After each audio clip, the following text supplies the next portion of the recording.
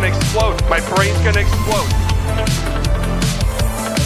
There's something sinister afoot, absolutely.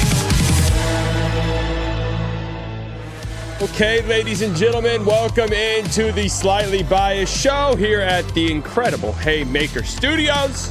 Haymaker Network. If you're not subscribed, link down in the description. Make sure you guys leave a like. It goes such a long way, even if you're watching after the fact. If you're listening on audio platforms, go ahead and leave a 5-star review. Got a great show for you guys today. Just going to go over some playoff stuff. Maybe look at an ESPN article about the NBA draft as we get, the lottery is 3 days away. So in 3 days, we will know, in almost 3 days exactly, we will know where every team will be drafting. We're all scared and we're all terrified. And that's just the reality of the situation. Okay. We're going to talk a little NBA playoffs. Obviously, we've got a fantastic lineup for you guys. JoestarJokic, a.k.a. Jack, a.k.a. JoestarJokic, is coming on at 1:30. We're going to do a Nuggets humiliation ritual. And then Trill is coming on at 2 to talk about the 76ers. And that's not going to be a humiliation ritual. I hit him up yesterday before the game. I honestly thought the Sixers might win the game. So I thought that'd be more of a celebration, but we'll talk a little bit about the Sixers and just the playoffs in general. So a great show for you guys today. Speaking of great shows, how about the House of Haymaker, huh? What a show this is. They're calling this the greatest show ever assembled. Have you seen House of Haymaker yet? Chances are you have, but it's every weekday at noon on the Haymaker Network. It features a whole cast of Haymaker talking Dallas sports, all sports adjacent, and maybe we don't even do sports. Who knows? We might talk about the Henta virus. It's whatever we want to talk about. Today, Jeff Kavanaugh, Skin, and Nick Harris talk about how the Cowboys get to the NFC Championship game. And Skin and Nick wonder what to do with Kyrie Irving as a Maverick. Ooh. What did they say? House of Haymaker every weekday at noon. I'll be there tomorrow. That's right. I'll be there tomorrow. Woohoo! All right, let's get down to business, folks. NBA playoffs, full swing. I'm a little bit worried about these series. I'm just going to be real with you. Okay, I still think that there's hopes and dreams that the Sixers and the Knicks series can end up being enjoyable. But Cavs-Pistons seems to me to be the best series we have in the first round. I'm a little bit worried about these Western Conference series. Timberwolves took game one. That was great. Spurs won in such a dominant fashion last night that you have to wonder, all right, was that just like game one? The big favorites kind of got punched in the mouth and now they've reeled it in a little bit. We will have to see, right? Now, I think that the Spurs made some really nice adjustments in game number 2. I talked about this on my Slightly Report video last night. If you want to hear me go a little bit more in depth there. But I liked there's some of their adjustments with the ball pressure, with double teaming Julius Randle. Really, Julius Randle gives them so much problem. So double teaming him, right? But also double teaming Anthony Edwards. We know Anthony Edwards struggles with these double teams at times. 20 plus turnovers in the game for the Timberwolves. It felt like the Spurs, the Spurs had an answer to the Timberwolves question from game one. That's what the playoffs are all about. How many different answers do you have? And the Spurs had a big one last night. Now we'll see what the Timberwolves' answer is. They took care of business on the road. They won game one. That's all you have to do. The Sixers played a great game last night, I thought. I really thought what they did was so commendable. Moral victories is for minor league coaches, especially in the playoffs, right? And I thought the Sixers played well. They just... In a 7-game series, man, against a team that is better than you, right? On the road, a really tough place to play. God, just having basically, I'm going to call it a 6-man rotation because in the end, right, like you only have one guard and or one guy who can even like somewhat be a wing too. So all of your guards and wings are playing 40-plus minutes. It's just tough. And you get to the end of the game and it's just wide open threes that are misses and some aren't even close. You do start to think, tired legs a little bit. And the Knicks just look so good. The Knicks have been dominating over the last 4 or 5 games. I don't know, man. They look fantastic. But we got a good slate of games tonight. Cavs and Pistons. That series, I think, is going to be a lot of fun. I think that's going to be the longest. If I had to pick a series to go long, that would be it. And I think that the Cavs are in a good spot here to maybe sneak out a game 2 win. They were in it in game 1, collapsed down the stretch offensively. Let's see what happens in game number 2. And then Thunder, Lakers.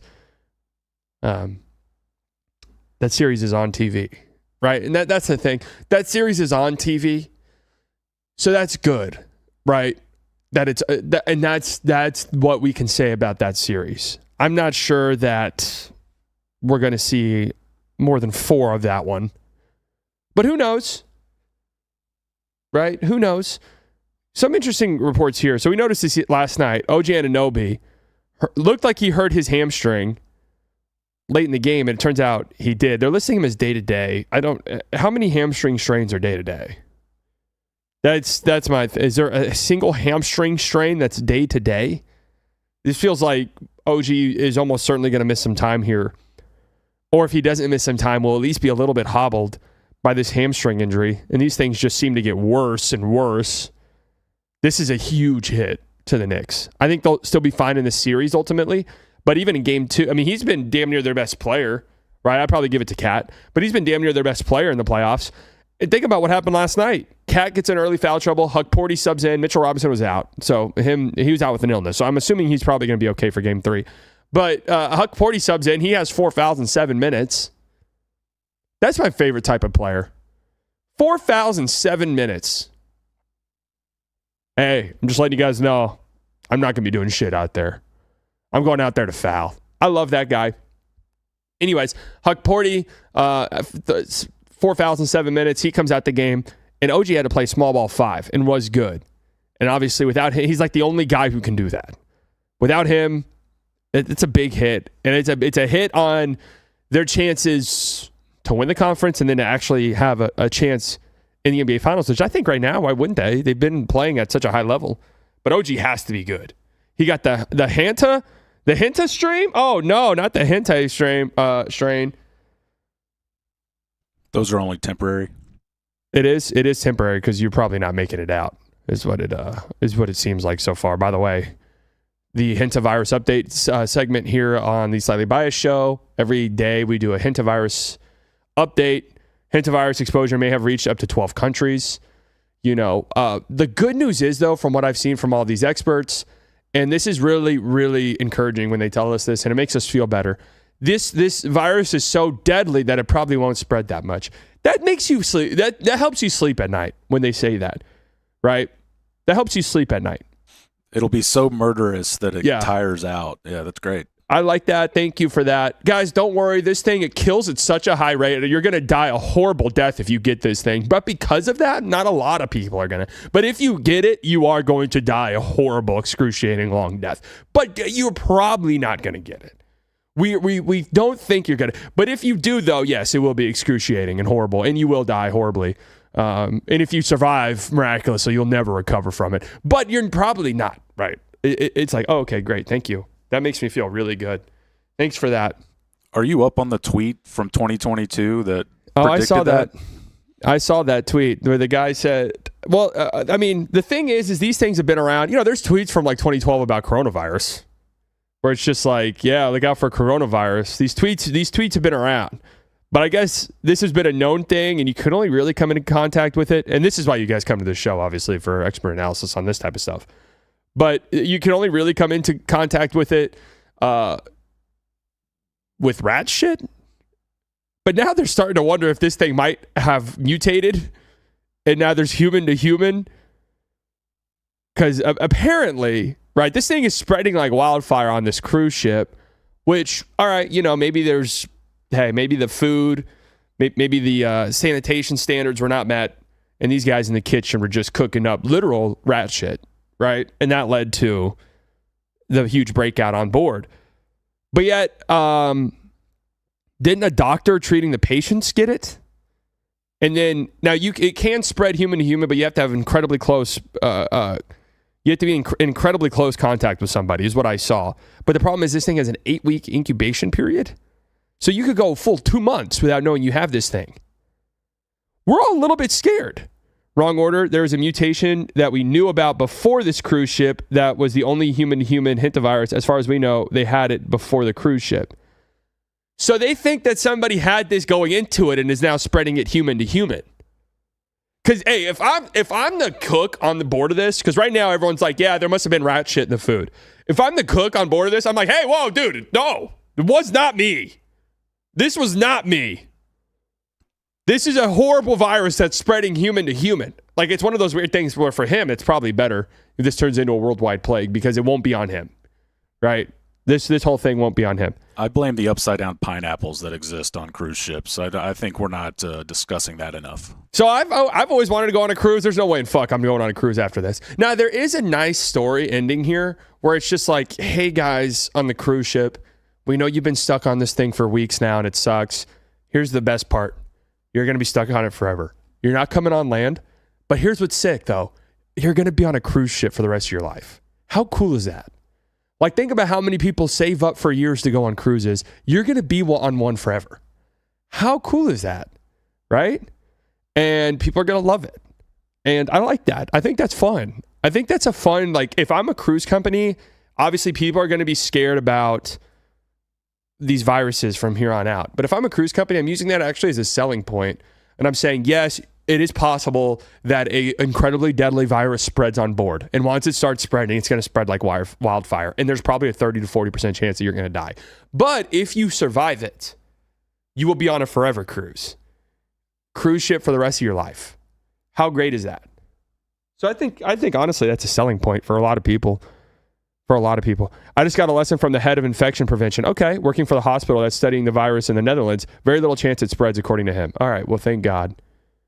Well, that's good. Thank you, Silver Jaguar.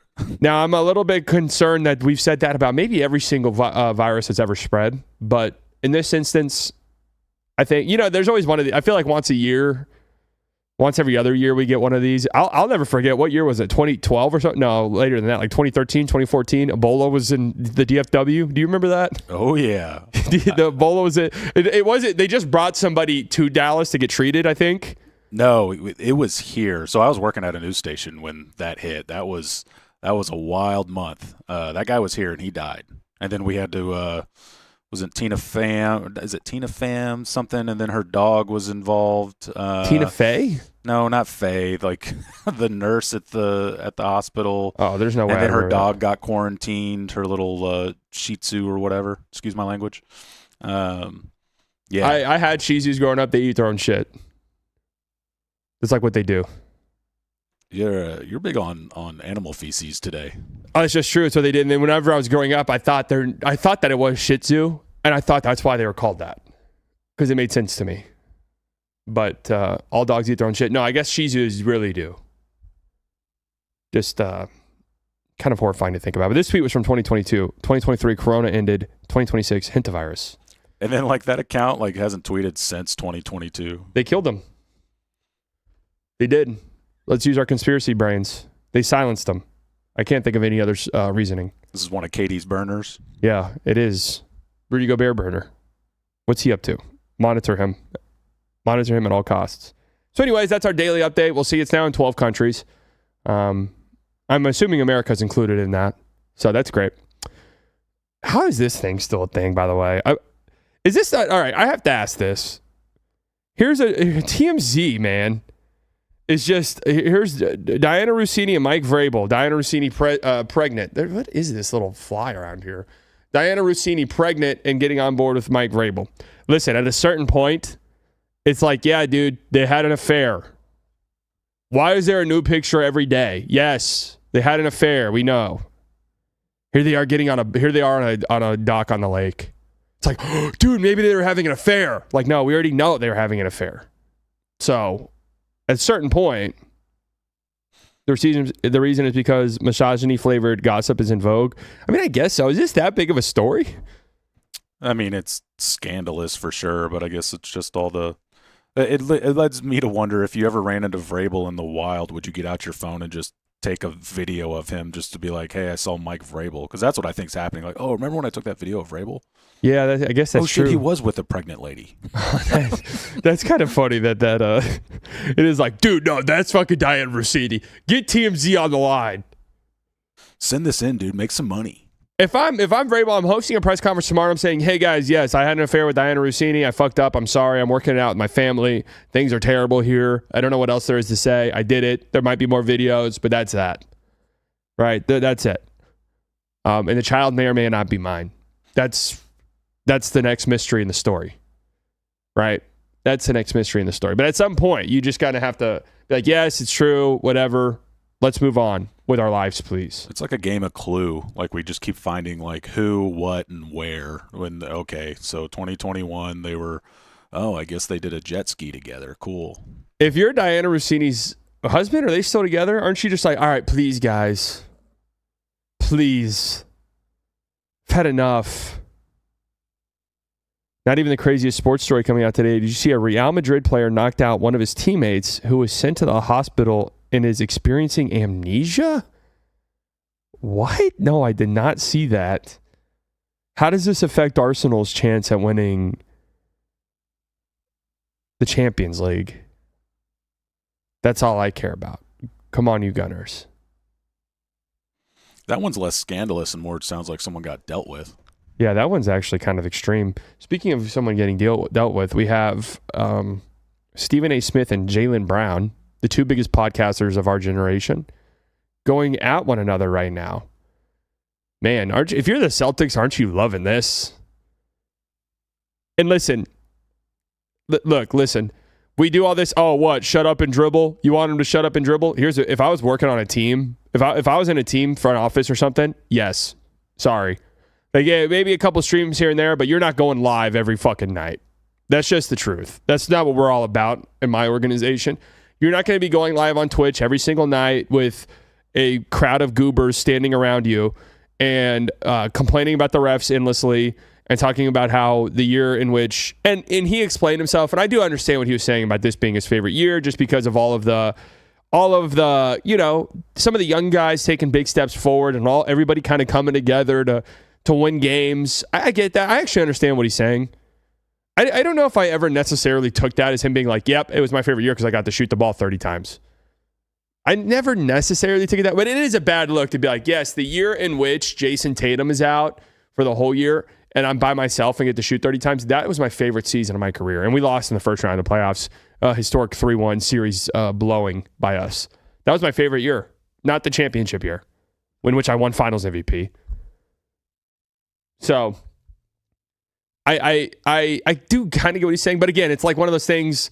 Hey, listen, it sucks. You're a multi-million-dollar megastar, right? Like everything you say is going to be put in the spotlight, and is going to be put under a magnifying glass, especially if you're going live 24 hours after losing a Game 7 in a series in which you blew a 3-1 series lead. Like everything you say is going to be critiqued. You're going on there. There's a grand conspiracy against me. They told me before the game that they're watching everything I do. There's a grand conspiracy against me. There's, the league is clearly like, if SGA does all this stuff, why can't I? Which, by the way, God, the SGA stuff, that's a different conversation for a different day. It really feels like there's some strange astroturfing going on with SGA. And I know you guys are going to like scoff and roll your eyes, but really notice it. Notice how many accounts are tweeting about this stuff that aren't even basketball related. I saw a discussing film Twitter account that tweeted out a Shea flop thing. It's like, all right, something bizarre is happening here. Something bizarre that I don't quite understand. So anyway, Stephen A. Smith said he needs to be quiet unless you're trying to get traded. And then Jaylen Brown quote tweeted that and said, I'll be quiet / stop streaming if you be quiet and retire. Let's give the people what they want. Got him. Kind of a funny thing to say, actually. Kind of a funny thing to say.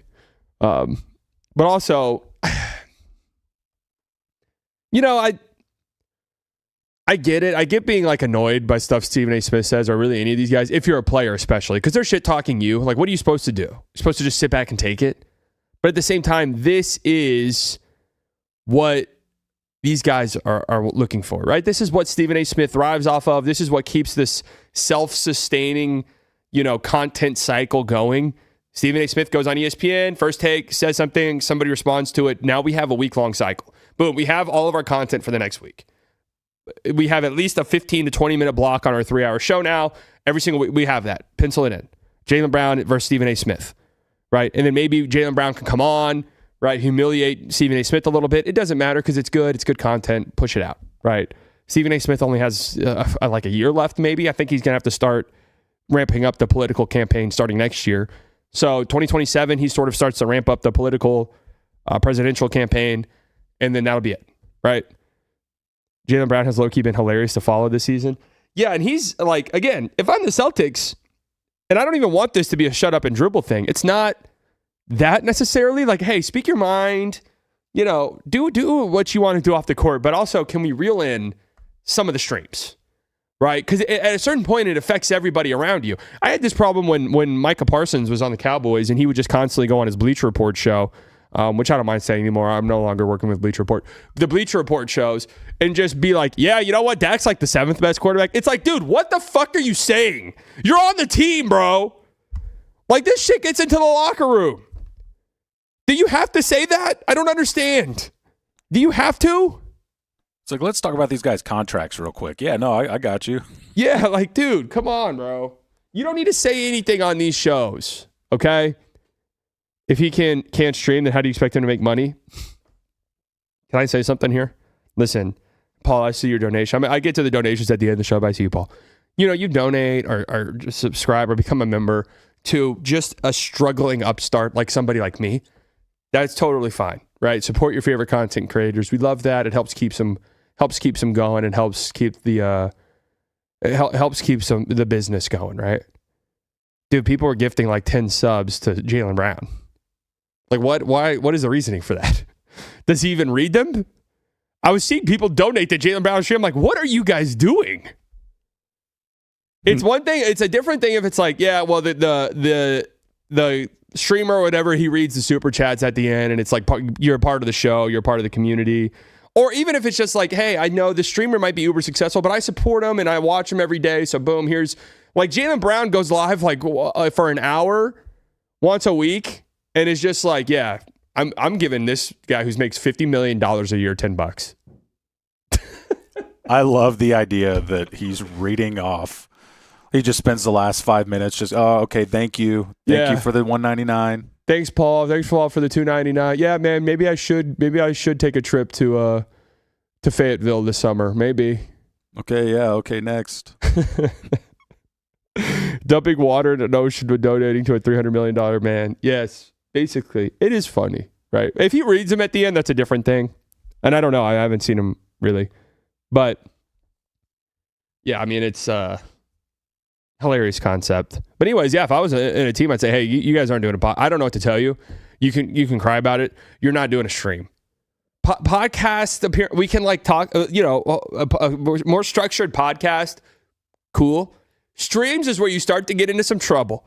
And listen, take it from me. You get gassed up by the chat. You start talking about players. The chat's gassing you up. You get these nefarious bad actors that come in that are probably like neo-Nazis that are for some reason like huge streaming icons who for some reason get all these athletes all the time, right? And then they go on there and they're doing racist dances. And it's just like, okay, hey guys, time out. You're not going on that stream. Who are you going on? What's his name? Hitler defend? Yeah, you're not going on that guy's stream. I have to, at some point, we have to plant the flag. That one you're not going on. What alarms do you think the Mavericks have in the building when they get the notification that Kyrie Irving's live? Well, Kyrie was supposed to go. Who was last year? I think Kyrie was supposed to go on. I forgot the guy's name. One of these people's streams, and it was just like, oh fuck. I remember even fans were like, uh-oh. And he ended up not going on, and I wonder if there was maybe somebody. Sneeko. Yeah, it was Sneeko. I wonder if somebody in the Mavs organization was just like, hey, Kai, like, we love you so much, man. Like, we love everything that you do. Maybe not that one, right? Maybe not him. Maybe, like, hey, maybe we can set up a stream for, like, but not Sneeko. The comms department, anytime their phone goes off and they all kind of dart their eyes around, uh-oh. I think Kyrie from he had a big misstep. There's no two ways around that, right? But outside of that, he's got to be the most, outspoken progressive voice in the league, right? It has to be. And I respect most of the things he retweets. I'm like, yeah, I think stuff that he's done for Palestine, super commendable. All of that. I think Kyrie honestly is a good guy. That's why, like, when all that stuff happened in Brooklyn, it was just weird things. It's like, you can just tell his heart's in the right place. I think he just, whether he didn't watch the whole thing or maybe just a little too distrusting of the government, which is totally fine and understandable. It got a little too a little too extreme. Isn't he a flat earther? I don't know. Has he said anything recently about flat earthers? Here's the thing, guys. If you're open to conspiratorial thinking, you can often go down different paths, right? We talked about this yesterday on stream about the conspiracy line of thinking. You often go down different paths. Sometimes you accidentally end up in like the right place. And then sometimes it's flat. Hey, they lie to us about everything. What about the earth being flat? That's when it's like, yeah, but why would that? Like what? Okay, honestly, the flat earth thing, and I've had friends before who are like, what if it is? They're not flat earthers, but like, what? I mean, what if it is? It's like, yeah, but why? Like what? I don't understand. What is the point of like a multi-century long lie about the earth being flat? It changes everything, dude. Yeah, it changes everything. But like, for what? I mean, now we can't trust these people that told us things. I'm more open, and I'm not even open to this before you guys think I'm going on some strange conspiratorial thing. I am more open to the idea of like the earth being, never mind. I don't even want to go down because I don't even believe it. But come on. Like a hollow earth theory makes more sense than flat earth. Hollow earth theory is like, yeah, how would we know? We've never been down there. It's like, oh yeah, sure. Right. Again, I don't believe it. I don't believe it at all. Okay. But that one makes more sense to me than the flat earth. Flat earth is like, yeah, and then there's an ice wall. It's like, okay, why? What's the point? You don't get it, dude. There's an ice wall. Antarctica is actually a huge ice wall. And Stevie Wonder can see it. Yeah, Stevie Wonder being not blind is a hilarious conspiracy theory as well. Denver Airport and Stevie Wonder, most fun conspiracy theories. It hurts no one. Denver Airport just is proof to me. If I were an architect or something, I would just be sprinkling and shit. I'm like, yeah, and put the demon statue there. Demon statue, yeah, trust me, it'd be hilarious. That's absolutely what they're doing now. Hey, all right, now we're done with the serious meetings. What bits can we flux into this airport that freaks people out? Yeah, that horse statue out there, make its eyes glow. Why? It'd just be funny. Hey, guys, it seems that we're wrapping up on some construction projects. We need to make it look like some construction stuff is going on, so what parts can we fill in? Yeah. Can we leak a blueprint map of a huge underground bunker? Well, we don't have one of those. Yeah, but it'd be hilarious. Just do it. We don't have enough ominous plaques with random names on it. Can we insert some more of those, please? Thank you. Oh, man. I mean, here's the thing I always wonder about the Denver airport is it's like, if they had something like this, which they do, believe it or not, they 100% have black sites and stuff. These places exist, 1,000,000%. Why would they ever do it at the fucking Denver airport? They can just build one of these somewhere else and we'll never know about it. Ever. And they might build it in the hollow earth. Maybe that's it. The birds aren't real. That's a good one. I like that one. That's the fake conspiracy, though. That's fun for fun. I think that if I had to guess that conspiracy, yeah, obviously that's a fun one, but like, I think that kind of spawned from people being like, some of these birds are obviously drones. Yes. That are spying for on sure. me. Yeah. And, that's schizophrenic line of thinking. That's just the truth, which a lot of this stuff is, but, that's also a conspiracy in and of itself. They infiltrate the conspiracy communities and create insane conspiracy theories. It's not bad to just have a baseline to think along those lines, at least. And then go, maybe they're not drones. But just what if they were? What if they were? I think Joestar's here. He DM'd me not that true. Uh-oh. He said that he's in the right spot. You believe the Zoom link? Uh-oh. Let me double check. We'll you keep go down the conspiracy list. We'll keep looking for him. Well, we did a big conspiracy talk yesterday. Truthfully, I don't want my NBA players believing, like, doing conspiracy talk just because you're one wrong step. You're one wrong step away from catastrophe, right? Breaking full details of Valverde versus Tchouaméni story. Now, who are these? Are these good players? Yesterday in training, Tchouaméni gave a hard tackle to Fede, which Fede did not like at all. This is great for the name pronunciation. Tchouaméni insisted that he didn't do it on purpose, but Fede did not accept his apology. Fede then kept trying to retaliate and tackling Tchouaméni very hard. After training, the two players had a verbal fight. It was not physical. Tchouaméni, okay. Today at the start of training, Fede refused to shake Tchouaméni's hand. Then as soon as training started, Fede tackled Chouameni very hard, even lifting him off the floor. Alvaro Arbeloa tried to solve the situation by putting them on the same team. This did not work, and they kept fighting. After training in the dressing room, they started physically fighting, with other players trying to physically separate them. Fede Valverde then fell to the floor, head split open, unconscious. Oh, Jesus Christ. We got him. We got him, folks. He was taken to the hospital with Arbeloa on his side. Real Madrid have decided to punish both of them. Jesus Christ. All right, let's get... That's insane. Let's get Joestar on here. Maybe that's going to happen in the Denver Nuggets locker room. Maybe they need it. Did you just hear that whole story? What the hell? I only heard head split open. Yeah, who in the Denver Nuggets? What two players would fight in the locker room and send the other one to the emergency room? Christian Brown would be involved, but other than that, I really don't know. Well, that's the thing. You brought me in here to do this whole Nuggets funeral thing. Well, in my defense, I wanted you in here last week when they were still alive. Hey, you had to move it. You had whatever. It's fine. True. It's fine. It just feels like there's nobody in the locker room who would even fight anymore. Like maybe Christian Brown would be upset, and everyone else would be like, I'm not. It's not worth it, dude. Leave him alone. I don't care. So yeah, maybe he'd just run into a wall or something. The dogs are all gone. That's how it feels. That's how it feels. But whatever. If you had me on like night it happened, really night of the game 4 loss was when I was at my lowest. But now I've had time to kind of compartmentalize everything, and so I can be not the most dramatic guy in the world. Well, there is a lot of. I mean, there's just a lot that goes into this because on one hand, it feels like one of the worst series losses I can remember. Just truthfully. Even being down 3-1, once Ant goes down and Io goes down, it's like, okay, there's no reason we cannot win 3 straight games here. Big favorites in all of them. But then at the same time, I don't know, this Timberwolves team, they're lunatics. And maybe we don't give them enough credit.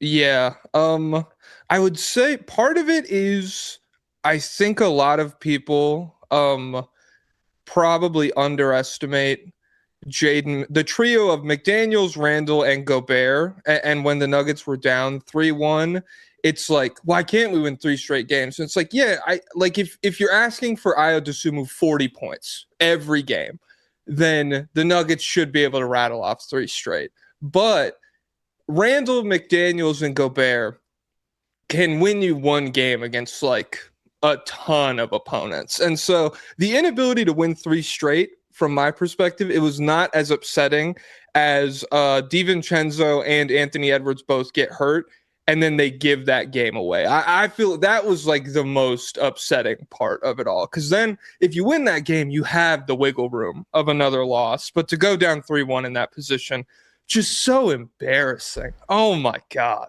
Where are you? What's the Jokic vibes? Because it wasn't a great series for him, to put it lightly, just in terms by his standards, right? Like, he wasn't horrible, like as a player, but by his standards, it wasn't the best. Are we in Nuggets standum? Is there some wavering? I feel like across all fan bases, Jokic has had the highest approval rating amongst his own fans. Because every now and then you'll get like, this happened with Luka and Dallas, to be like, dude, hey man, maybe we get back on defense. There was always that a little bit. Is there now something in the Nuggets fandom where it's like, dude, Jokic, man, that was a little annoying? I don't know. I feel like for me there is, but for me there has been the whole time. I feel like you're not like a swiper. Yeah, shout out to Swipa. I remember. I wish I remembered what he tweeted on Game 6. Where like I went to his Twitter after the game ended, and he hadn't said anything in like an hour. It was like YouTube TV's broadcast is so terrible, and then it was just radio silence from him. Yeah, no, like I definitely feel like people are at least a bit more open to like the flaws in Jokic's game now, because when you're confronted with a loss like this, the only path forward you have is to like look at the problems in everybody's game and see how you can build a roster that kind of like shores up some of those issues. Because the last few years, you losing 7 to OKC, it's so much easier to cope with like Aaron Gordon hamstring at the end there or whatever. Like we had 5 4.5 healthy players, whatever you want to say. But when you get confronted with this, and it's like you are so far away from winning the championship, then I feel like there's been like a wake up to some of Jokic's shortcomings, especially with what you're talking about, how for a long time within his fan base, he could largely do no wrong. And right. I feel like people are kind of starting to come around to the fact that he's not that guy to that degree anymore, maybe. Man, that's what you just said. That really is this series where last year you lose in 7 to the Thunder, and Aaron Gordon's hamstring, and Michael Porter Jr. can't even lift his arms. Okay, that's completely like, hey, we're right there. That's why everyone loved the Nuggets going into this year. Like, they're right there if they're healthy. This one was just like, okay, so Aaron Gordon's never going to be healthy. So that's just part of the equation. Yeah. Christian Braun might suck. Like, he just might be terrible at the sport. God bless him. We love him. But, he just wasn't good all year. Christian Braun. Yeah, shout out to him. We love him, but he might be horrible. And also, Jamal and Jokic, is this it? Like, is this the ending? Jamal Murray quietly, because he has built this reputation, but quietly over the last couple postseasons, it's been very underwhelming. Yeah. And so I wonder, because then you had the Shams immediately was just like, yeah, everyone's on the table. Do you think that this is going to be are we going to get a completely new Nuggets team a year from now? Completely new? I have no idea. But I've said, when this loss happened, I kind of said to myself, now there are no conversations within the front office that are like, you can't have anymore about like this guy's off limits or that guy's off limits. It's the only silver lining to losing this poorly is like going into this offseason knowing that everybody's on the same page, something has to give. With Jamal, it is so disappointing because, and I haven't really like beat the drum on this because I've just been so beaten down by I don't want to talk about the series anymore. It was so awful. But like Jamal, he's incredibly lucky PR-wise that Jokic was as much of a lightning rod in this series specifically as he was, because I feel like Jamal very arguably had the worst series. Like, there was pretty much no moment outside of game 1 where he wasn't super efficient, but it's one of those like empty the clip games, whatever. Outside of game 1, as the series goes on, Jaden McDaniels was just eating his lunch the whole time, and they could not figure out anything with that. And so I feel like this is the cherry on top of these last few years that you've talked about, where he hasn't been healthy for all of them, but it does recontextualize a little bit like how much of that title run is, we got D'Angelo Russell in the conference finals, and we got Gabe Vincent in the finals, and like he can feast on these guys. But if you throw a legit all-world defender at him, like an Alex Caruso or McDaniels or whoever, what does that version of Jamal Murray looked like? And it hasn't looked good over the past few years. And then if you take Gordon out of the equation as just like the sort of safety valve end of possession guy that he can be, you look at the team and it's funny to make fun of them because they lose in a series they shouldn't have lost, and everyone has been waiting for the Jokic. This was the first real one where it's like, it's time, Jokic. God, yeah. It's time, buddy. Well, it's on the podcast because it doesn't help him that going into the season there was a lot of like, hey, this actually might be the best offensive player of all time. And everyone's like, all right, like, dude, that scares me. Before the knee injury, he was like 70% true shooting. He was insane. Oh my God. He was insane. Yeah, it sucks. And there were a lot of people who were waiting or whatever. I'm not as harsh on those people because I do kind of recognize the pendulum of we hit some incredibly high highs with this like 3-year run of Jokic PR. We were in some insane conversations, and maybe some of those are true, and maybe some of them don't hold up in 5 years. But I kind of always knew when the other shoe drops here, it's going to be nasty. For him to play to this degree, though, I did not think he would enable the naysayers as much as he has. It's like go wild. He was terrible in this series. I don't know what you want me to say here. Yeah. That's the worst part when you're a fan and everyone's right and you're like, yeah, but you don't want to pile on because you don't want to. This happened after I forgot what game 3 of the finals when Luka had fouled out in that one game. Oh my god! And, I was pissed. I was mad at him, but then it was like, well, I don't want to say anything because he's just getting destroyed right now by everyone, and then it would feel like I'm just kicking him while he's down. But I'm like the one who felt like I'm allowed to say it because he's on my team. I mean, I know exactly how you feel. And with Jokic, there's a bunch of different things where it's very hard to like blame this on the knee injury that happened 4 months ago. Whereas Luka, there's like, he wasn't healthy. Like there's some soft tissue stuff going on in the finals, a bunch of different cope angles. And so, yeah, like it's tough. I don't want to pile on, but then at the same time, there are a lot of like possessions where the game's getting away from him, and then it's like, I'm going under on the IO screen. He is 35, dude. Yeah. Maybe we should step up on him at some point. I don't know. And so, yeah, this Nuggets team, I've said since the loss, there are a number of issues that became glaring red flags because their two players weren't able to take care of their jobs.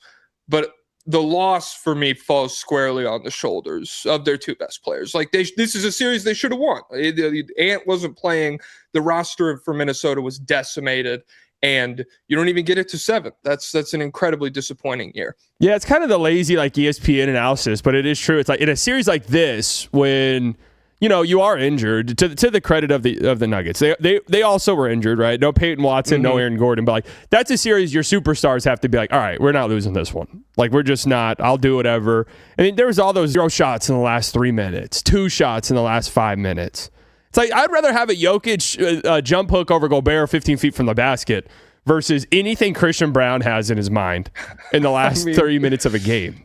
And again, God bless him. We love him. Hey, he's getting $25 million. Right. This is the other part. I'm like, bro, that contract's crazy. That contract.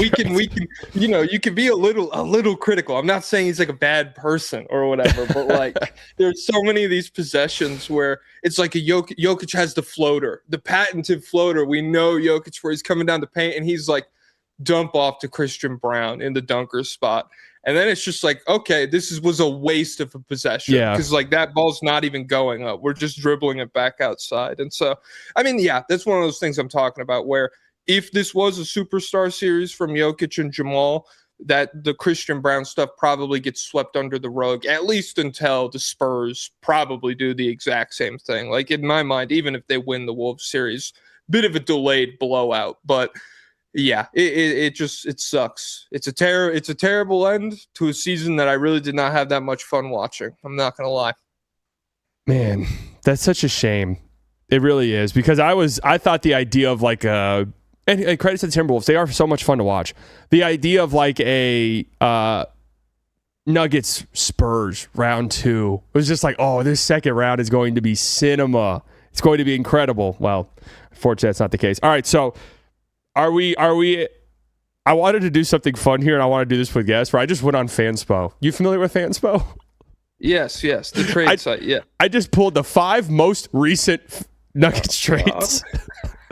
No, all right, they're not good. I'm just being real. They're not good. So we pulled a couple of them, and I wanted to walk through some of them with you. One of them is actually an interesting Mavs one that'll be fun to look at. But can we put trade number 1 on the screen if possible? Any of these? I'll take any of them. Oh God, I'm not gonna lie. I can't read this. It's too pixelated for me. You're gonna have to read them. I'm not gonna lie. I can't see it either. Okay. Right. Jamal. Okay, this is Jamal Murray to the Nuggets or the Rockets for Dorian Finney-Smith, Jabari Smith, Reed Shepherd, and 2 picks. Oh man, a Phoenix pick and a Brooklyn swap next year. Oh man, this is close. This feels like a Nuggets fan made this, honestly. Yeah, well, that's the thing. Is like when you get these, it's very rare that you find a trade where you're like, I can't tell which side put this together. It's just so even. This is close. I hate the idea of paying Reed Shepherd. I like that if the Nuggets make him like a long-term piece. Not really on board with that. Jabari Smith is cool. Dorian Finney-Smith is an interesting buy low. Take it easy on my guy. He's an hey, I didn't say his nickname. It's been terrible. Dorian finna miss. Dorian's finna miss. God damn it, dude. That's great. Yeah, if anything, if I'm the Nuggets, I would press for maybe a later Phoenix pick if I could, if the Rockets are like desperate to get this deal done. But I don't know. It's hard for me. Oh, you go. Sorry. I was just going to say, from an outsider's perspective, a Nuggets outsider's perspective, I would do this, I think. But again, that's if you're assessing things internally and you're like, no, this is just the direction it's going now. Like, this wasn't a weird year. This is just, we're cooked. Then I would say, all right, we get, whatever you want to believe about Reed Shepherd, but those could be some good picks, especially that Brooklyn one. That's like a hard, I guess it would depend on what Jokic wants too. Yeah. But I mean, at the same time, I don't know. This is where you're very much at a crossroads here, where they have been following a very similar path to the Milwaukee Bucks for a long time now, since Jokic won his first MVP. Him and Giannis have very echoed each other's careers, and now, you have the opportunity to make some decisions that emotionally might upset you, and you could make the team better, or you could just be like, let's just keep the guys together and make a few more good runs at it. And I don't know what the Nuggets are going to do this offseason. But yeah, value-wise, I feel like this isn't that far off from where Jamal Murray is at right now. Again, this feels like a Nuggets fan made it. If I would assume Rockets fans are like, that's way too much. Would be my guess. Mm-hmm. What's the next one? They probably like Reed Shepherd. Okay, yeah, true. They probably keep are pushing. I don't need to be too. I honestly didn't even see what some of these were. Kawhi to the Nuggets. To the Nuggets. They give up Cam Johnson, Zeke Naji, and Christian Brown and 2 firsts, including this year's pick, which isn't even good. I will say no to this. How is this even possible financially? Well, the Clippers just have to be stupid, really, is what it is. You have to take on 2 terrible contracts. Yeah, maybe Salon becomes something, and then a bunch of bullshit picks for Kawhi? I don't know, dude. This sneaky feels like a Hornets fan might have made it, now that I'm looking at it. I don't know. Hornets like, can we get Derek Jones Jr. somehow in some big trade? Yeah. I'll say no. I feel like the Nuggets have to prioritize athleticism and depth and ball handling. And Kawhi is really good, but we're already on a pyramid of, can Aaron Gordon stay healthy? This is like a fundamental question mark around the team. And so to introduce another variable into that setting, I just wouldn't feel that comfortable about it. It's interesting, though. I think all 3 teams say no to this, actually, because that Hornets pick, I think, is in the teens that they would be trading. Yeah, if they missed... it would be. Is it this year's? Yeah, it's because they have 2, and both of them are in the teens, I'm pretty sure. Yeah, I would not do that. If I'm anybody, I would the Nuggets are probably the happiest here, but the Clippers just makes no sense for. No, it makes no sense for the Clippers. And there's some interesting Kawhi destinations. I don't really think the Nuggets are one, to be honest with you. Doesn't really make much sense. All right, what's the next one? This is why I love Fanspo, because they're all insane. Okay, all right. This one's interesting. So Jamal Murray to the Timberwolves, kind of intriguing. The Bulls are sending out 2 first-round picks in this for Naz Reid and Zeke Naji. Okay, so immediately I know who's saying no. Yeah. And the Nuggets are getting Julius Randle. Oh, don't worry. You get Patrick Williams' contract. And Terrence Shannon Jr., who's actually been pretty good. And actually, get him off the Timberwolves. I mean, I guess. Really, my whole, the nerve to, okay. Oh, okay, they did get Zeke Naji off the team. All right. I was thinking the idea of keeping Zeke on the roster and adding Patrick Williams' contract, I just would lose my mind. Yeah, I wouldn't do this. No. Shocker. I don't think the Bulls would either. But this one, Kawhi, at least, it's could this happen or that happen? I'm like, shout out to Julius Randle, nuked us. This is a Timberwolves fan. Man. The Timberwolves fan, 100%. Yeah. Getting Jamal Murray without giving up a pick they're just giving up Naz and Julius Randle, really. Dude, it's a buy low. Come on. Who's going to give up a pick for Jamal right now? It's called buying low. Wait, no, actually, the best part about this, a Timberwolves fan, they're getting first-round picks. I just now realized that, too. Yeah, I would wager a lot of the Timberwolves fans on Fanspo right now it's starting to settle in that none of the picks from the Gobert trade have come home. Right. Yeah. Like they're still waiting on all of that. So they're probably like looking in the machine and they're like, damn, is there any way we could Yes. get some draft assets in here? Shit. I briefly at one point was looking at, all right, could a Kyrie to like, if Kyrie were to ever ask out, Kyrie to Minnesota, and I was looking at what they have to trade. I'm like, there's just, unless a third team falls in love with like Julius Randle or some shit, there's nothing that really makes any sense in any of these. That's why the Giannis one was insane, because I'm sitting there, I'm like, what on earth could they give up for Giannis? Yeah, it would have to be one of those things where Giannis is like, I'm only going to Minnesota. And even like, yeah. Shout out to the Wolves. And then Shout a out to team is like, Gobert. we'll give 3 first-round picks for Jaden McDaniels, which a team could.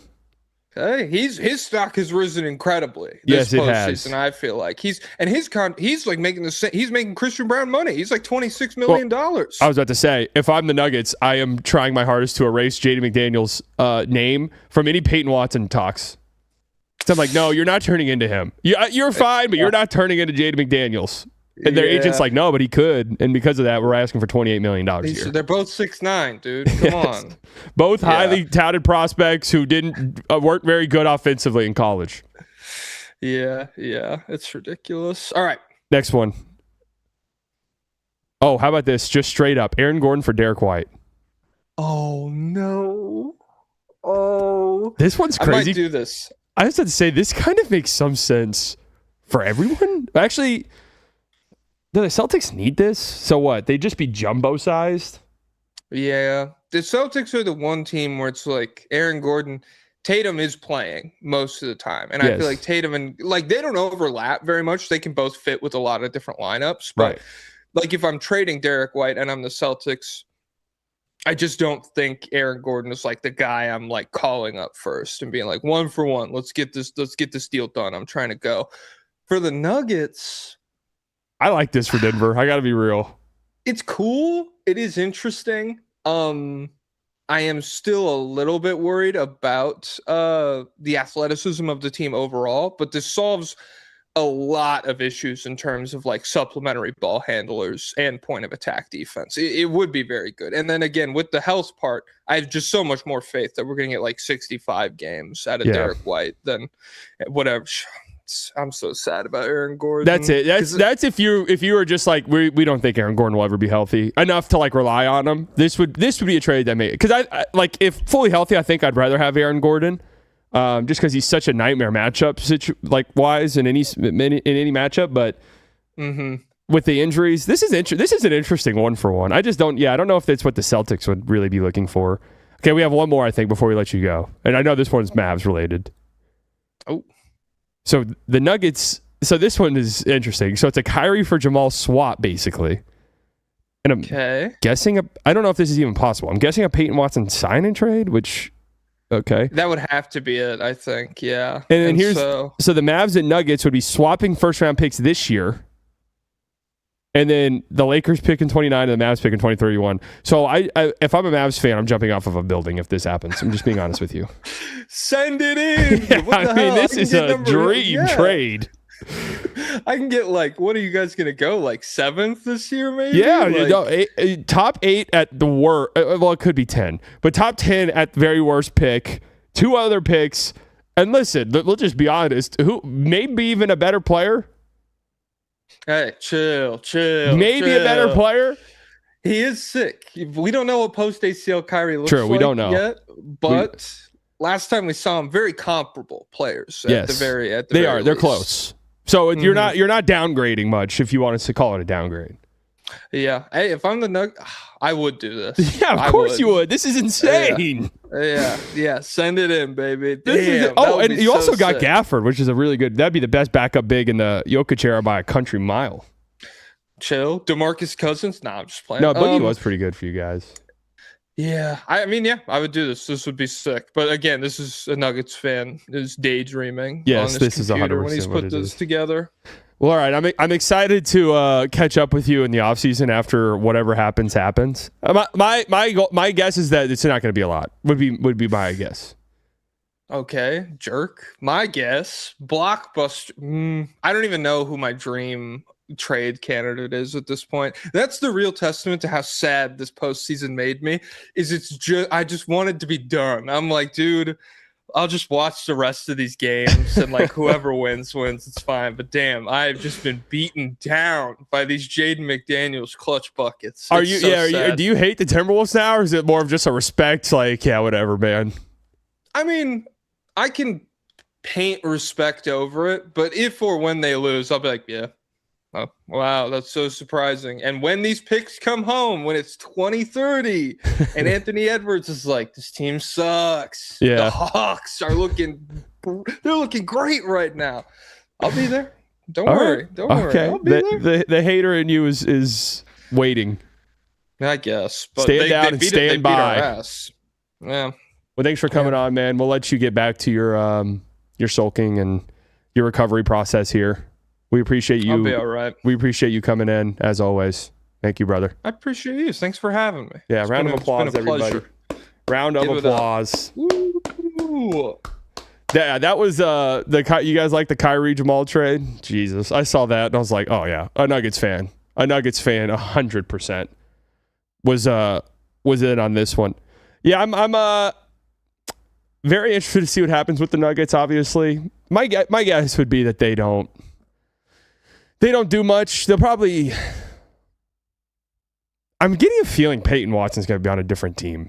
I don't know if it's because of the Christian Brown extension or if they scared themselves or they can't find a trade partner for Christian Brown and they'd rather just have Cam Johnson, because I like Cam Johnson quite a bit. All these talks about dumping him are a little bit scary to me, but we'll see. That's an interesting one. They might just be like the Warriors. This kind of how I feel, where it's like, we're going to have Jokic and Jamal or Nuggets. Like, that's just it. Aaron Gordon could be like the Klay Thompson. It's like, if he ends up on a new team, he ends up on a new team. But the Nuggets, we're going to be like, it's Jamal and Jokic are here. That's the Nuggets. If we win, we win. If we don't, we don't. But this is just how it's going to be. We have Trill coming on here in a bit to talk about the Philadelphia 76ers and what they've got going on. Down 2-0. We're going to bring him on, I think, right now. It's a guest-heavy show. Trill, hey, by the way, I got a shirt, and it came in, and I've been wearing it to the gym. Let's go. The You Know Ball shirt. So I DM'd you about coming on yesterday before the game. I fully thought the Sixers were going to win game 2. So this was going to be a fun celebration of the Sixers. Because I don't want it to seem, because I just had JoestarJokic on. I don't want to seem like I'm doing the Bill Simmons bit where I'm just bringing on dunking on all of us. Yeah, just bringing on everyone who's lost. Like, all right, let's who's next? The Lakers? Let me bring on a Lakers guy tomorrow to talk about them being down 2-0. But I really have a question at the Sixers. This season, the series do you think that this series is still in play? I mean, the OG Anunoby thing makes me a little bit like big. We have a chance. And after what happened in the last series where we went down 3-1 against our dreaded rival who always own us, I'll probably be delusional at least until tomorrow night. But I mean, the reality is that the Knicks are a much better team than us, and they have a massive margin for error, especially when Joel Embiid is out.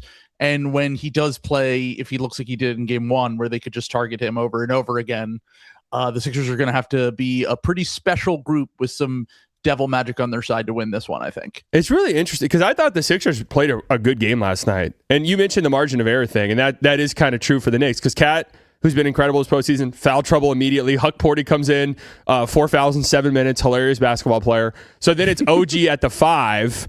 And that's what OG provides you. But yeah, him being out is I would say super big because in some ways he might be their best player this postseason, or at least most like impactful, important player. I think the thing about OG is that first off, the OG and Cat, we just like Brunson. We actually played him pretty well into the clutch last night. I felt like they had figured a little bit out. And even those buckets on Barlow, like those are just tough shots.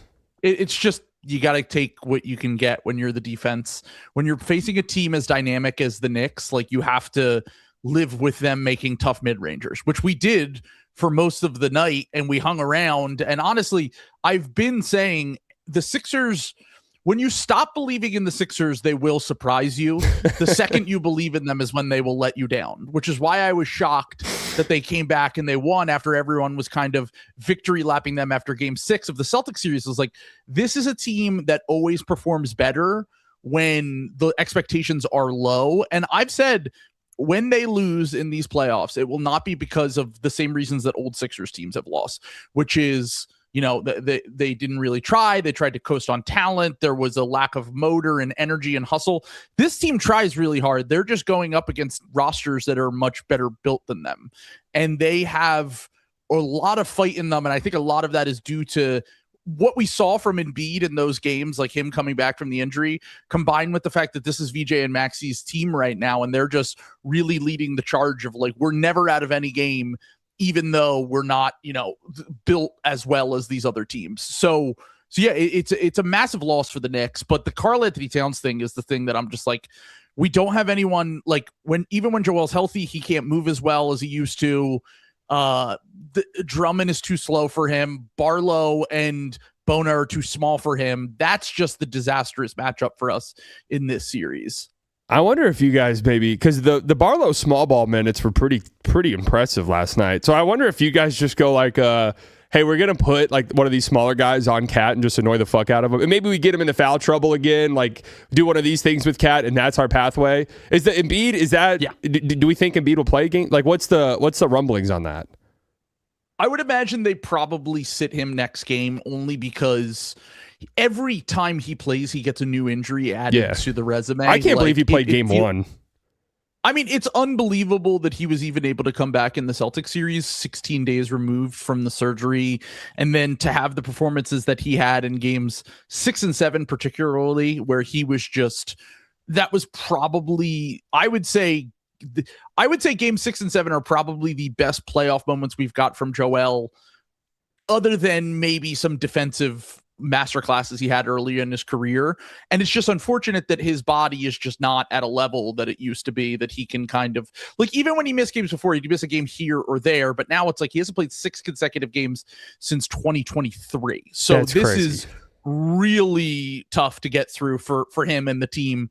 But I do think that, and once again, when Joel was out, I have many posts and things that I said where I was like, I actually feel better about our chances when Joel is out, if he's going to look the way that he did in game 1, because it's just like you said, like we have more athleticism, we can run more, we have a little bit more dynamic, like ability to switch on defense. And Barlow was the guy that I was pounding the table for after game 1, where I was like, you have to see what Barlow looks like in this matchup, because 2 of his best games this season were at Madison Square Garden.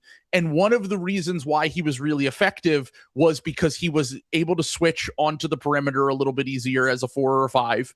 And then on top of that, you also had the fact that he actually, like, the Knicks in the first 2 games tried to hide Jalen Brunson on Barlow, and he would just crash the offensive glass and create extra possessions for us. And they couldn't really hide him in a way that they can with guys like Kelly Oubre. And in the past, it was other players on the Sixers they were able to hide Brunson on. And they have to then switch him on to VJ, and then VJ will just attack Brunson over and over again. So I do think that ultimately our pathway to getting back into this series is kind of what you laid out. Like, try to make sure send help on catch drives, try to get him frustrated, offensive fouls, keep him in foul trouble, target him on defense. And then if Jalen Brunson beats you in isolation, Jalen Brunson beats you in isolation. You can't have this system where Cat's out of the paint and he's hitting cutters and shooters. Yeah. And we just don't have the communication and the ability to stop them as a whole team on defense. Even though Brunson has owned us in the last 2 playoffs, like, I can just tip my cap to him when he's doing that, as opposed to just having the whole team in rotation all the time and just letting up bucket after bucket. I mean, watching last night too, not to harp on this at all, because Daryl Morey follows me on Twitter. We've exchanged DMs. That's a close personal friend of mine. You do have to wonder though, because you're watching Maxey play 47 minutes, Oubre's 40 plus minutes, VJ's 40 minutes. The end of that game last night, it's tied. It's a coin flip game, and I don't know what it was. 5 straight possessions of wide open shots the Sixers couldn't hit. And just I'm watching, I'm like, that has to be tired legs. Like, that's just, those are guys who are gassed, who have played the whole game and have played like the whole playoffs damn near. Jared McCain's on this team. Does last night's game go a lot different?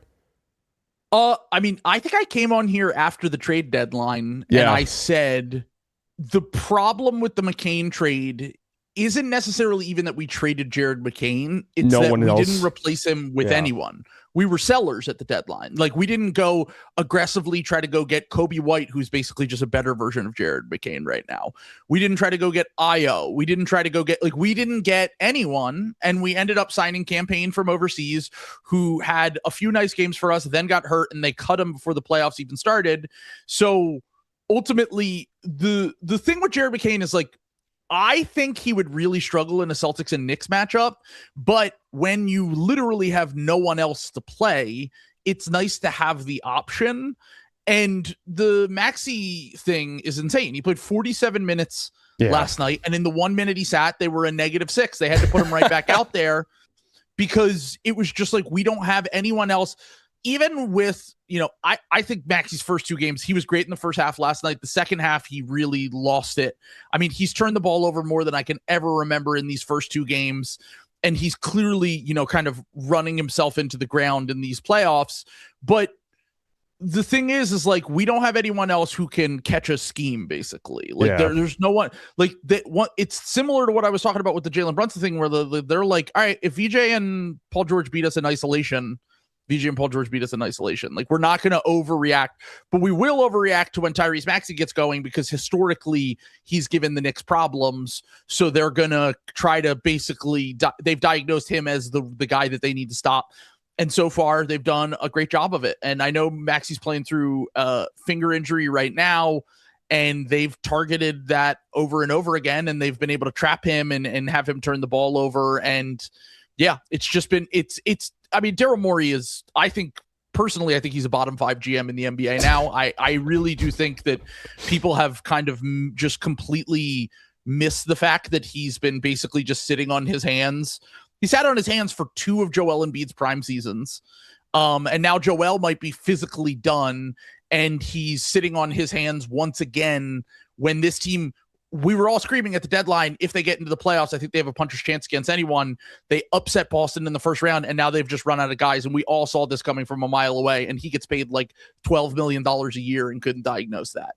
12 million. That again, that's my close personal friend. But hey, that's just your takeaway, and I'm not going to sit here and deny it or anything like that, because you might actually be right. You think that they had a meeting with Kyle Lowry after watching Timberwolves Spurs game 1, and they're like, Kyle, any chance you can hit a couple of these, pull up threes? I was gonna say Kyle Lowry, who I think is 2 years older than Mike Conley. Yes. I think he's 40, and I think Conley's 38.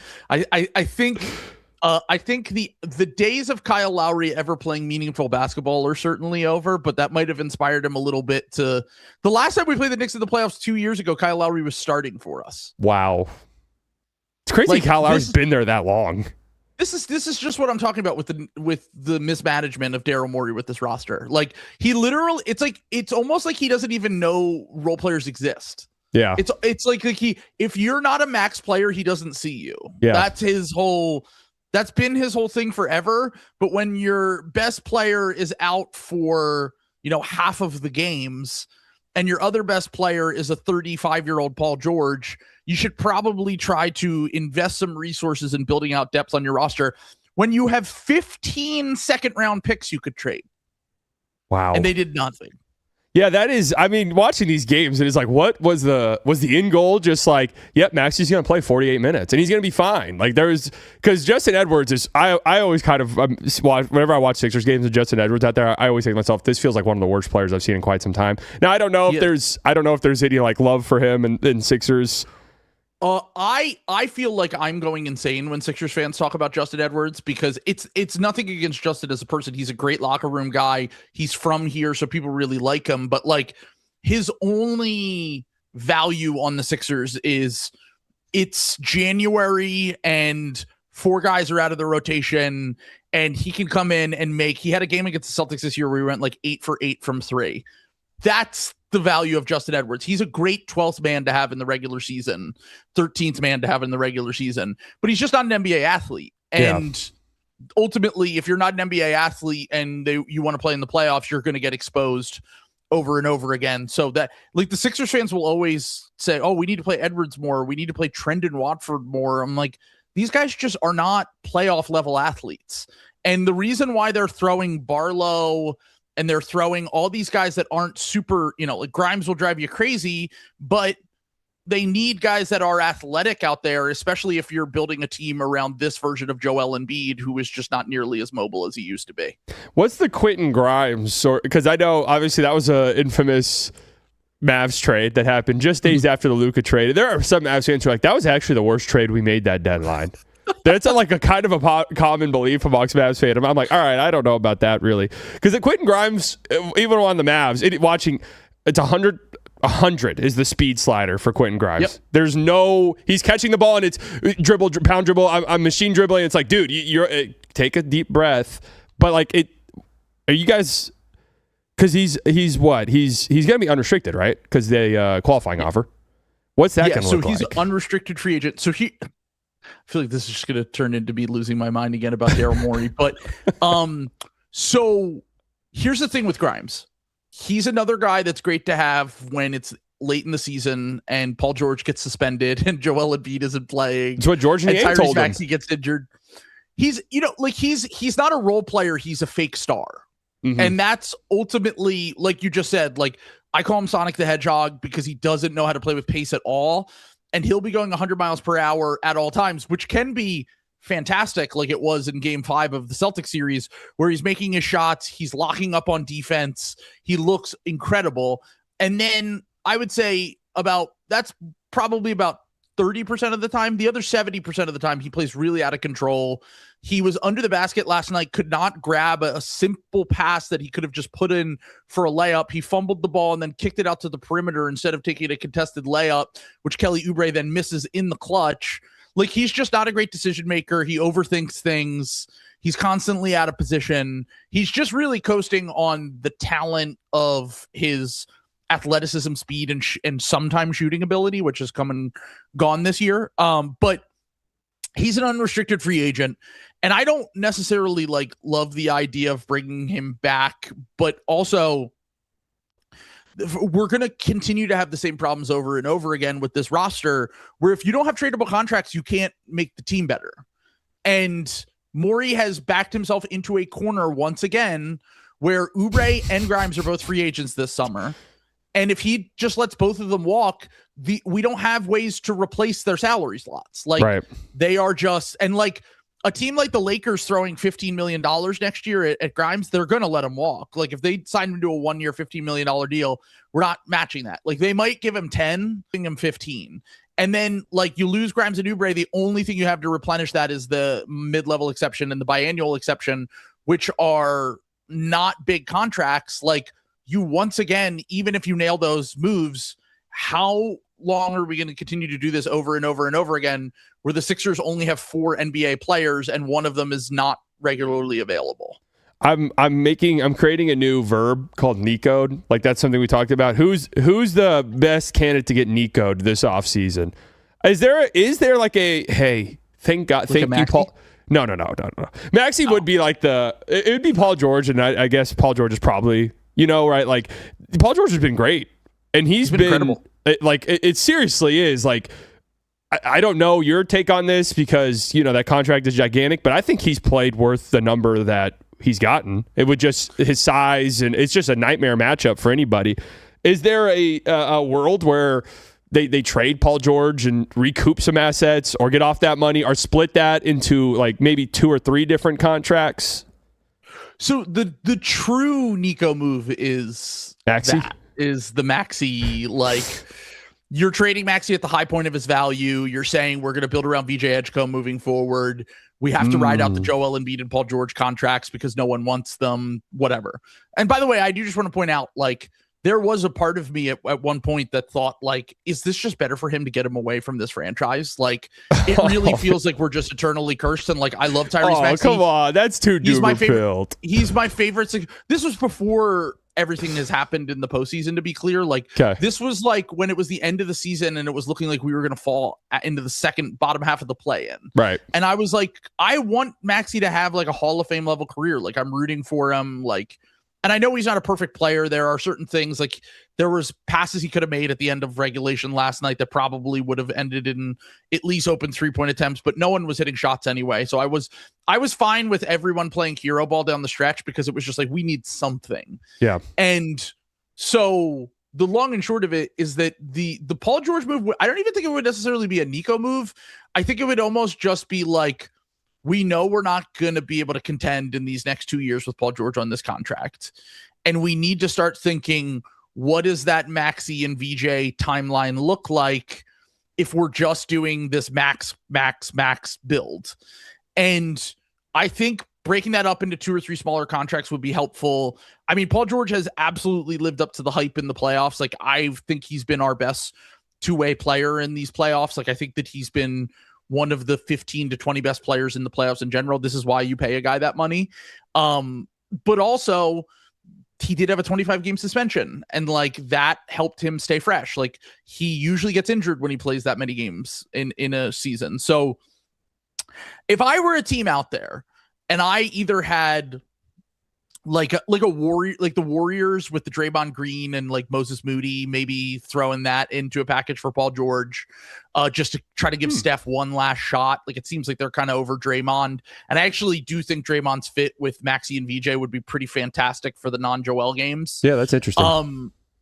That's one trade that I've thought of. There's also trades where it's just like, here's your bad contract for my bad contract. I'm surprised that you didn't just, I came on, I caught the end of the last segment that you did with Jokic, Joestar, and when he said, when you guys were talking about the PJ Washington, I'm sorry, the Cam Johnson thing, I was thinking for you guys, Cam Johnson for PJ Washington, if you can't get off the contract. Oh, trust me, I'm in on Cam Johnson to the Mavs scenarios. I was going to say that's a really good fit with you. You need shooting around Cooper Flag. You'll see how the lottery goes first. I wouldn't overreact to anything yet.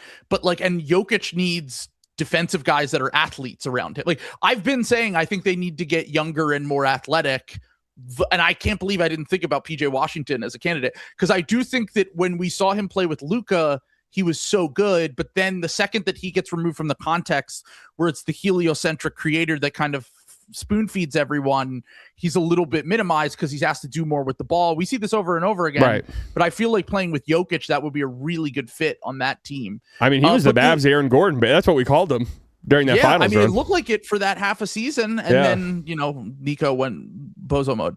But so yeah, the thing with the Paul George thing is like, I would not be in a rush to like just get off the contract, because it doesn't do anything for us. There's no, like, we don't get cap space, we don't get whatever. Like, I wouldn't be in a rush to do it, and also it might be nice to have a year and a half from now a $50 million expiring contract, $55 million expiring contract, and then we still have those Clippers picks that we got from the James Harden trade. Yeah. So we will know. And like, I'm just looking for a third guy to pair with VJ and Maxey for that timeline if they decide to go down that road. Yeah, that's so interesting, because I've tried to make this point too. Is like, big contracts now aren't the end of the world, because you need them. It's basically like free agency money. Like, free agency doesn't exist, but if you have tradable contracts, you're basically in the free agent market every single year. We just saw this with we saw this with the Wizards, the Hawks, all these teams that are trying to, at the deadline, like, they have these massive expirings, and they can do buy lows on guys too. Like, look, like, I mean, maybe Anthony Davis and Trae Young don't work out for the Hawks, but no one could have predicted 2 to 3 years ago that that's what they would have been traded for. Yeah, there's no risk for them at all in those trades. Yeah, so I definitely would like to have, and like, Paul George was good for us all season. So like, I'm not rushing to trade him. He's actually been like a great mentor for VJ too. Those two are really close. So if it happens, it happens. If he goes to management and is like, I want out, then I think you need to seriously consider trying to move him for something. But as long as he's happy here, I'm fine having him. You mentioned Nicoing Tyrese Maxey. What would you get the Shavs notification. Shocking. Tyrese Maxey's been traded. What is the level of return necessary for you to be like, okay, I might see what they're doing here? Well, I'm trying to think for the Mavs, right? Dallas kid. Through that it would take me a day, it would take me 2 days to be like, all right. I mean, so here's the thing. I've talked about this with other people. Like, if Tyrese ever was like, because keep in mind, he's a year away from getting extended, and he's probably going to make All-NBA this year, which means that he is eligible for that Supermax contract. And the Sixers have to make a decision. Like, I wouldn't bet against Tyrese Maxey getting better and continuing to like level up as he seems to do every single season. If you look at the trajectories he's on at his age, he's basically in that Donovan Mitchell, Damian Lillard tier of player when they were around his age. Right. And those guys generally end up as like top 10, top 12 players in the NBA. Right now, I'd say he's just outside of that. And so I personally would be like, we would need the sun and the moon in order to move on from Maxey. But like, I have found a problem where like every time I've suggested this and a fan, like for example, like I had a Raptors fan reach out to me, Sean Woodley, who hosts the Locked On Raptors podcast. And he was like, yeah, I would love to talk about this because he would be someone we would love to pair with Scotty. And I was like, that would be a fantastic duo because I would love Scotty Barnes on the Sixers. But then I was like, but also you guys don't have picks. Yeah. Like all of your picks are your own picks, and then you'll be too good for us to want those picks. And like, you're not trading us Colin Murray Boyles after the playoffs that he had. So then I think that's just kind of a dead deal. So the thing, if we did get the notification, it would have to be like the Atlanta Hawks could potentially have like a top pick this year. And then they also have the worst of the Bucks and the Pelicans next year. Yeah. Like if you package those two picks together as like the main part of a Maxey trade, and then you threw in some other stuff, and they also have other picks, I believe. Basically, if you were the Hawks, you would be taking CJ McCollum, turning him into Tyrese Maxey. That feels like it would be pretty good for them, especially considering their ball handling concerns they had during these playoffs. So I would think it would either need to be like a true blue chip prospect and picks, like Colin Murray Boyles and picks, or it needs to be the scenario that I just laid out where it's like we're getting like really high value picks that will cash right now, and then by the time that VJ is a little bit older, we can kind of build around him. But for now, I mean, I hope Maxey's a Sixer for the rest of my life. Right. The Nico thing, because I think there might be one. I think there might be one trade this summer where it's like, whoa. Because I think teams are starting to get a little bit more aggressive. I think they're starting to understand. Did it twice. Yeah, 100%. Like, do you, off the top of your head, do you have any Nico candidates? Because I have one that is kind of ironic and funny, but it would never happen. But then again, that's the whole thing about the Nico thing is you would never have thought, you never would have thought the original Luka trade would have happened. My thought was, it's 2 playoffs in a row for the Lakers. Could there possibly be a team out there? Like, let's say the Lakers get into Giannis talks, which they probably will, right? Mm-hmm. And so they start calling around, asking for value about certain things. And then teams are like, hey, like, we'll trade for Luka. Is it possible Luka gets Nico'd twice? Like, I'm just trying to think the most insane Nico candidates. I love how you're like, is there anyone that could get Nico'd? The first guy who got Nico'd. Yeah, so I would be pretty surprised if that happened. The Lakers are in a weird spot, though, because of the way that Reeves' contract was set up. Dude, because it's like, you got him on this scam deal, but now you can't trade him, and then now you're going to have to give him a max, and then his value goes down. But, like, if Reeves signed that max contract last year, he would have been traded for Giannis at the deadline. Yeah, I think so, too. You would have had Luka and Giannis on the same team, and we would have been like, what? I don't think people, because the idea for and it is, they're going to fall ass backwards into someone because that's been the history of their franchise. But everyone's just like, well, the Lakers have all this cap space, they have picks. And I'm like, I don't think you guys understand, because in order to have this cap space, LeBron has to be gone, right? Or playing on like a minimum or the MLE, which I highly deal, he's not doing that. I highly doubt. It's the holes on that Lakers team. It's pretty serious. Like, they're not super close, and especially if LeBron's gone, you're going to need another ball handler for sure, because no way you can rely on Reeves. You're going to need a legitimate, serious center, and Ayton's been fine at times, but like a legitimate center. You're going to need like 2 legitimate perimeter guys. You can't rely on Marcus Smart forever, so 2 legitimate perimeter. You have like 6 holes that need filled. So I'm like, I don't think the same situation the Sixers were in when they signed Paul George. Yeah, where it's just like, great, we have Paul George, but what is the rest of the team? Like we had Maxey, Paul George, Embiid, and then who was the 4th best player on that team? Like, this was before we had VJ Edgecombe. This was before we even had Quentin Grimes. It was Kelly Oubre and like a bunch of wash guys. Like, I really do think that the Lakers build, it's very funny that you could have a superstar player dropped in your lap and have it mess up your plans, but it kind of has, only because they were so far away when they made that trade, and everyone in their mother would make that trade. Right, if you're the Lakers. But we might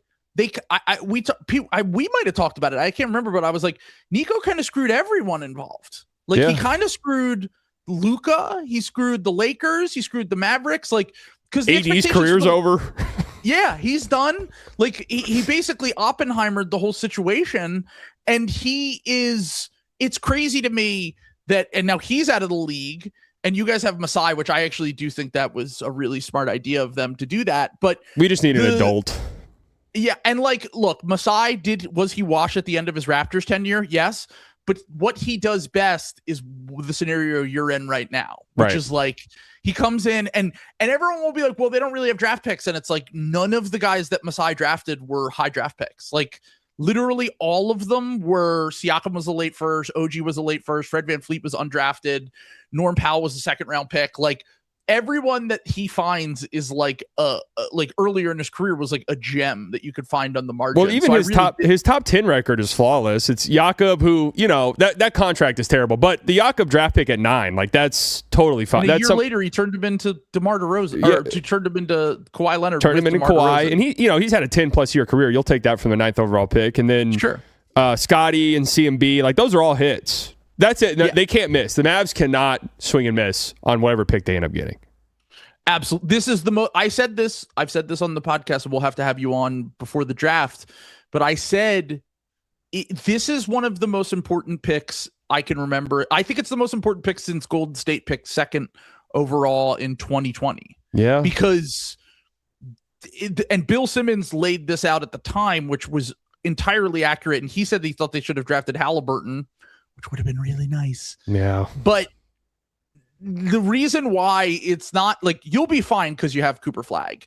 But if you want to reach a ceiling with Cooper Flag, you need to have a running mate with him, and you need to make sure that this pick is nailed because of the lack of other picks that you have. And I've thought about the rest of that roster and how, like, this offseason, if I were you guys, I would just be like dealing left and right with these veterans. And just like, can we get like some competence around Cooper Flag and like guys that fit, but so that he can develop into the player we know he can become. But at the same time, can we please restack the cupboard with some draft picks here so that we can take 10 swings over the next 5 years instead of just being limited to these picks that Nico sent out to build the team that he immediately blew up. Yes, I agree with you 1,000,000%. Like, the PJs, the Gaffords, these guys need to be on new teams by the start of next season. And it's all love to them, but like, they have some value, I would at least think, across the league. Yeah, it's going to be the obvious. Najee Marshall's been one guy. I was thinking Najee Marshall for our late first that we got for Jared McCain. Yeah, I mean I would do that 100%, and that's more like he doesn't fit, in my opinion. Mavs fans love Najee because he's just a fun player to have on your team. He plays hard as fuck. He has that floater that's automatic. Like, it is fun to watch him play. He's a Knicks killer. Yeah, he is a Knicks killer. He plays hard. He'll get into some fights. Like, we love that, but it is a weird kind of. The Mavs need shooting so badly, right? That is just, it doesn't make any sense on this current team. But I was gonna say, I want Najee to come off the bench and be a ball handler for us. Yeah, I think we've talked about that with Maxey and VJ. I think we've talked about that before, like potential Najee to the Sixers stuff. Oh, I know. I just think that this draft at the end of the first round, like, it's going to be hard for a team like the Sixers that need to win right now to get win now talent. Is that the McCain pick? It's this year? Yeah, so we got 3 seconds and McCain, and we got the 22nd pick from the Rockets via the Thunder for McCain. So that's this year. And like I said, like, you guys want to take 100 swings and you have time to develop like a Tunde from Baylor, for example. Like, we can't draft him. Like, we need to win now too much in order to draft a project. Like, the guys that we're targeting at the end of the first are usually the guys that are a little bit older that are ended up going back to school more often. Right. And this is the draft where you can get these guys that are coming out. Like, these aren't guys that I necessarily want, but the guys like the Koa Peets and the Tunde. I'm not a Koa Pete guy. I don't want any of those guys. No, me neither. But I'm just saying, these are the guys at the end of the first round that if you're a team like the Mavericks and you believe that you can develop these guys those are the swings that you take at the end of the first. Whereas the Sixers are like, we're in the second round right now. Like, I would rather turn that into a veteran who can help us win. Yeah. And also is like, makes like $8 million a year or whatever Najee makes next year. And I just feel like that's why I hated the McCain trade so much. Yeah. Is because it's just like, you're turning this into a draft pick that we might miss on. And like, we just don't have the margin to miss on draft picks like a rebuilding team does when they could take a million swings. Yeah, that's. I'm actually interested to see what my chat would say, but I think I would do that. Najee for 22, with the idea being because the Mavs have 30 as well, like maybe packaging those to move up a little tiny bit more. You could package him to move up, or you could just do the Masai thing where he takes like a toolsy guy that is, Swain. like a high feel. Yeah. So, I mean, Swain, it's very funny you say Swain because Swain is the guy that I want for us because he reminds me of Najee. Well, Swain, Graves, these are guys that teams are going to fall in love with, and they'll go in the mid teens would be my guess. I agree. That's what I've been saying. I'm like, those guys, if you look at every draft from the last 5 years, those guys start as late first and they end up as like near the lottery. Yeah. So like the fact that we're projecting this right now, like I'd be shocked if those two and the other guy I think that is going to rise in the process is Merez Johnson too. So I'm like, I just think that those three are guys I would love to have on the Sixers, but like it's probably not realistic. And then I'm picking between the guys I talked about earlier, and like I don't love any of them as prospects. You a Sturts guy? I like Sturts. Here's the thing with Sturts. I like Sturts. I know Nick Nurse would love Sturts because he plays 40 minutes a game. I would love Sturts. And he gets 2 steals. My thing is my big thing. Like I liked him when he was at Drake. I watched him in the tournament last year, and I was like, this guy should go to the NBA right now. And then he went to Iowa, and he proved it at a higher level. The only thing that I'm worried about with Sturts is like, if he's not an on-ball guy, yeah, what is he? Right. Because it's not, and you can say that about a lot of prospects, but like the ancillary stuff with him, like I do trust the shooting's gonna translate. I do trust the passing, the connective stuff is gonna translate. But if you watch Iowa and you watch Drake, like he holds the ball a lot. Right. Like he holds the ball, runs the clock down. It was on purpose because they just didn't have a lot of talent, and he needed to kind of just hero ball them to victories over and over again, and everything ran through him. But if he can't do that at the NBA level, and then also the handle doesn't continue to get better like it has, then I do wonder what his role really is. But I do think that he is an NBA player. Yeah, that's totally fair. And it's funny at a larger scale, that's kind of why I'm a little bit more on the I think I'd have him fourth AJ side, where it's like, if for whatever reason you aren't the lead guy, what else is there? Because at least with Cam Boozer, I can project rebounding, I can project incredibly high feel, I can project 3-point shooting. Caleb Wilson, defense, Darren Peterson. I don't even know if Darren Peterson's going to be an on-ball guy, but he just might be such a good off-ball guy that you just take him top 4 and you live with it. I think he's just my thing with Peterson is I think he's just like the Jamal Murray / Tyrese Maxey type, where it's like, even I think if things go a little bit sideways with him, he can still be like a really good second option. Yeah, I like people are scared of Darren Peterson, but it's funny because all the reasons they list, I'm like, that makes me feel better. The fact that it's like, yeah, he's still like, if it's all it is 3-point shooting and defense, I'm like, well, that makes you $30 million a year in the NBA. Yeah, I was gonna say super Contavious Caldwell-Pope. Yes, like with good size. I mean, that's a very good NBA player. But it'll be really interesting to see how this all unfolds on Sunday with the lottery, because I mean, I'm very much top 4. You're good. Like that's how I'm with it. I don't need 1. I just give me 4 and I'm okay. 8. I saw spooky. your post earlier about AJ and saying there is that one scenario where if you get 1 and a team falls in love with AJ, and you're probably one of the only teams I think that shouldn't be interested in AJ. I agree. The AJ Coop fit is a lot worse than people are saying it is. I agree. And I actually think AJ, I'm more on like, I think he's kind of a no-brainer superstar and everyone's overthinking it, but you have to build your team around him. Right. Like it's not going to be a scenario where he's just fitting in next to someone, unless maybe they're like, super computer brain genius Tyrese Halliburton types. Right. It just feels like if you want to have AJ hit his ceiling, he needs to be the guy. And I don't love the idea of him doing that with Dallas and most of these other teams are just kind of blank slate teams where it's like, exactly. Whatever. If AJ's the guy we think he is, we'll get rid of everyone else. Yeah. And you're not getting rid of Cooper Flag. So yeah, that's the weird one where it is a bizarre, because that's why I look at AJ that way. And it's really the only team that has an actual legitimate chance of winning the lottery, where it's like, that's the way you should view it. Of like, well, what if AJ can't be on ball all the time? Then what? Like, is he going to be able to shoot threes? Is he going to play defense? Is he going to crash? Like, is he going to do anything else? Or am I living with Cam Boozer? Like, you're in the corner and you get a pass and you attack a closeout, and now I have one of the smartest players to come out of the draft in years. Oh no, we got Kevin Love 2.0. I know the Cam Boozer stuff. I'm a big Cam Boozer 101. I think he's like his production in college. I feel like it'll be one of those things where like 8 years from now we'll look back and be like, yeah, that was a little bit overthinking. We overthink this stuff all the time. The athleticism thing is obviously important, but once you hit a certain threshold, to me, and you have other skills, I just like, unless you are literally like Janai Broom, who we drafted last year. And the second we drafted him in the second round, I was like, this guy literally cannot play in the NBA. Like, it's obvious. Like, watch 2 seconds of him in college. And you're like, he's just not an NBA level athlete. He went to the Sabrina Carpenter Madonna party. Did you see that? Oh, yeah. No, that was my childhood friend who posted that bit on Twitter, and everyone took it very seriously. But that was hilarious. Yeah, that was great. But the last thing I just wanted to say about that is, like, I'm with you on the Boozer thing. And I did this a few years ago where before the 2024 draft, I was like, are we sure that Zach Edey isn't the best player in this class?